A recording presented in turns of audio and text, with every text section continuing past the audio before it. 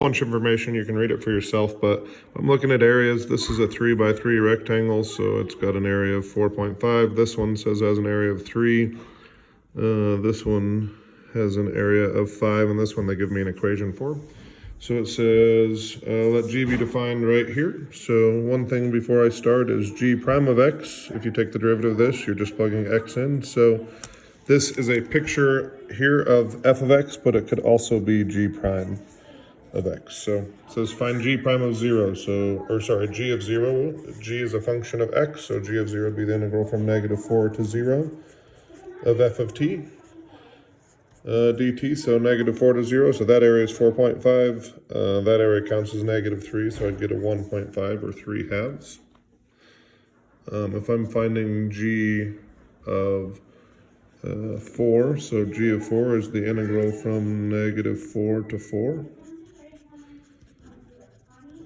So we already counted this far, it was 1.4 or 1.5.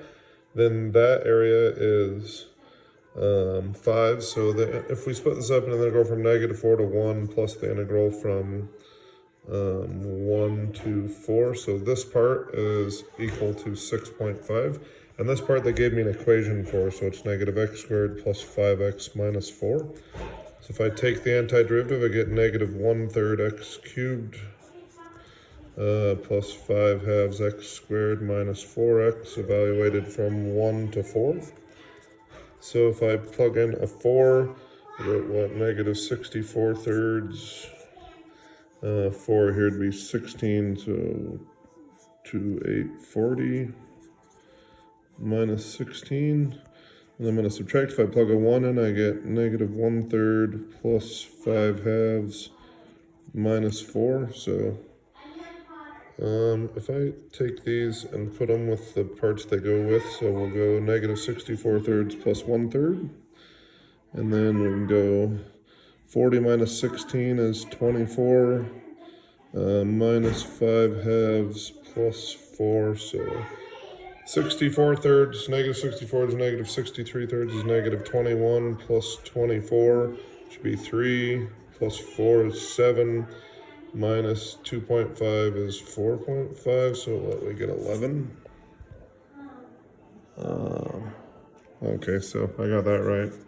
So sorry, that was probably a little broken up, but just a lot of little arithmetic there.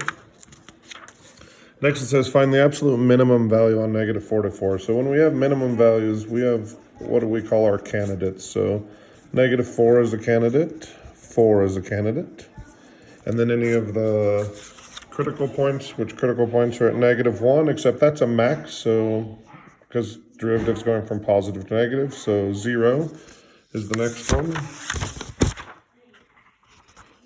And there are no other ones.